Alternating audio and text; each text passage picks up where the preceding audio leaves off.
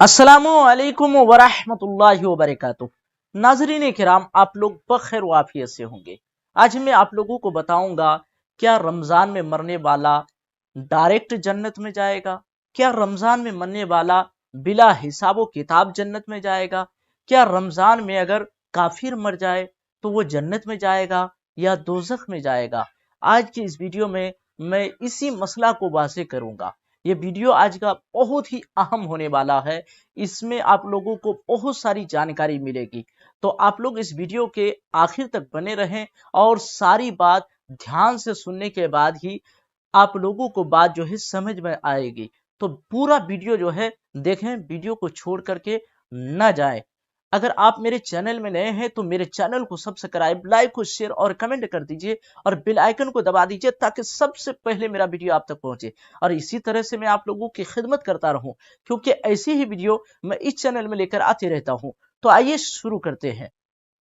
हजरत अब्दुल्ला इब्ने मसूद रजी अल्लाह तआला अन्हु से रिवायत है, वो फरमाते हैं कि नबी अकरम सल्लल्लाहु अलैहि वसल्लम का फरमाने आली शान है, जिसकी मौत रमजान के वक्त हुई वो जन्नत में दाखिल होगा। जिसकी मौत यौम अराफा यानी 9 जिलहिज्जा को हुई वो जन्नत में दाखिल होगा। जिसकी मौत सदका देने की हालत में हुई वो भी जन्नत में दाखिल होगा। और सरहुस सुदूर में हजरत अनस बिन मालिक रजी अल्लाह तआला अन्हु से रिवायत है, वो फरमाते हैं कि माह रमजान में मुर्दों से अजाब कब्र उठा लिया जाता है। नाजरीन, इन दोनों हदीस से मालूम हुआ कि रमजान में मरने वाला जन्नत में दाखिल होगा। ये उसके लिए है जो ईमान के साथ मरा हो, जिनका खात्मा ईमान के साथ हुआ हो।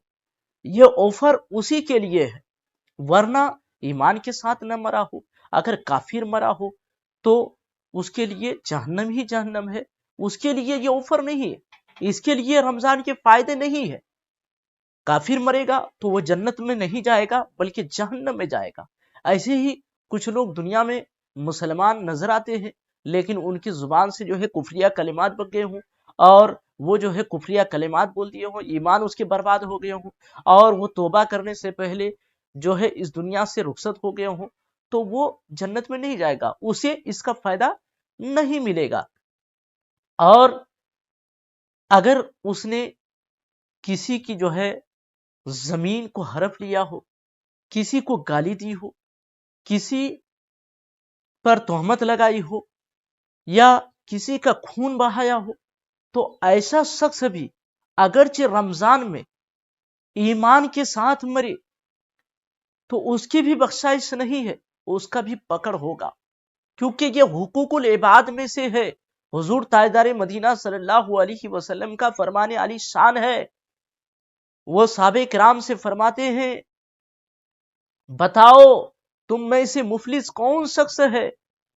साहबे किराम ने अर्ज किया, रसूलुल्लाह सल्लल्लाहु अलैहि वसल्लम, हम में मुफलिस वो शख्स है जिसके पास न पैसे हो न सामान हो।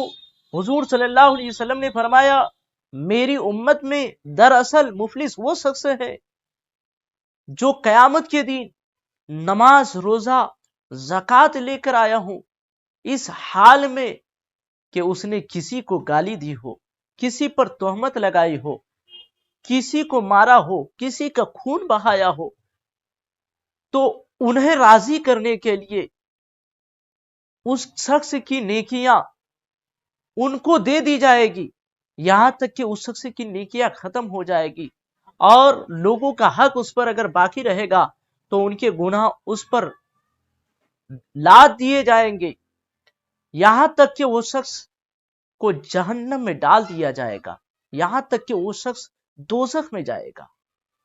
नाजरीन, इस हदीस से मालूम हुआ कि ये हुकूकुल इबाद में से, और अगर किसी ने किसी की जमीन हड़प लिया हो, किसी ने किसी को तकलीफ पहुंचाई हो, किसी ने किसी की गिबत की हो, चुगली की हो, किसी ने जो है किसी का खून बहाया हो, तो जब तक वो उस शख्स से जो है माफी न मांगा हो तो अल्लाह तबारक व तआला भी जो है उसे माफ नहीं करेगा।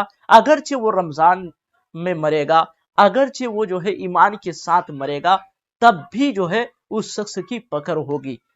یہ فائدہ اس کے لیے ہے، یہ آفر اس کے لیے ہے جو ایمان کے ساتھ رمضان میں جو ہے اس دنیا سے رخصت ہو۔ ناظرین، ایک بات یہاں یاد آ گئی کہ اللہ تبارک و تعالی بہت بڑا رحیم و کریم ہے۔ اللہ تبارک و تعالی جسے چاہے اپنے فضل سے جو ہے معاف فرما دے، اپنے فضل سے اسے جنت میں داخل فرما دے۔ حجاج بن یوسف ایک بہت بڑا ظالم تھا۔ جب اس کی موت کا وقت قریب آیا تو اس کے پاس اس کی ماں آئی اور کہنے لگا، میرے بیٹے، مجھے تم پر بہت افسوس آتا ہے کہ تمہارے مرنے کے بعد کیا حال ہوگا۔ تو حجاج بن یوسف مسکرانے لگا اور کہنے لگا، مسکرانے لگا تو اس کی والدہ نے کہا، بیٹا تم کیوں مسکرا رہے ہو؟ آخر ہنسنے کی وجہ کیا ہے؟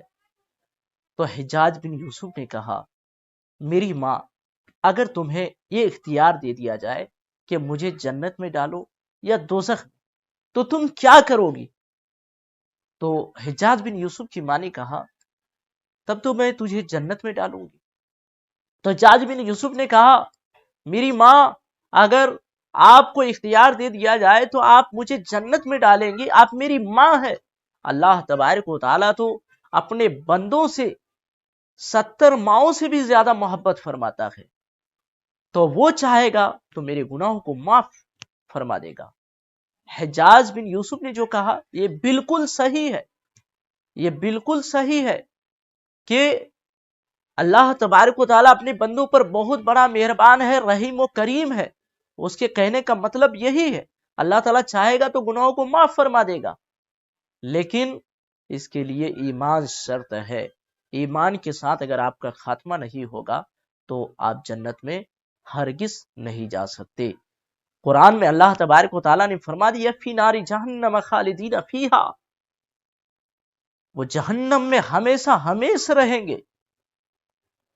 ناظرین، امید ہے آپ لوگوں کو یہ ویڈیو اچھا لگا ہو تو اور سارے مسئلے جو ہے صحیح سے سمجھ میں آ گیا ہوں تو اسے اپنے دوست احباب، عزیز و اقارب، رشتہ دار میں شیئر کریں تاکہ اسے بھی اس کے بارے میں جانکاری ہو جائے۔ تو اجازت چاہتا ہوں، انشاءاللہ پھر ملیں گے دوسرے ویڈیو کے ساتھ۔ السلام علیکم ورحمۃ اللہ وبرکاتہ۔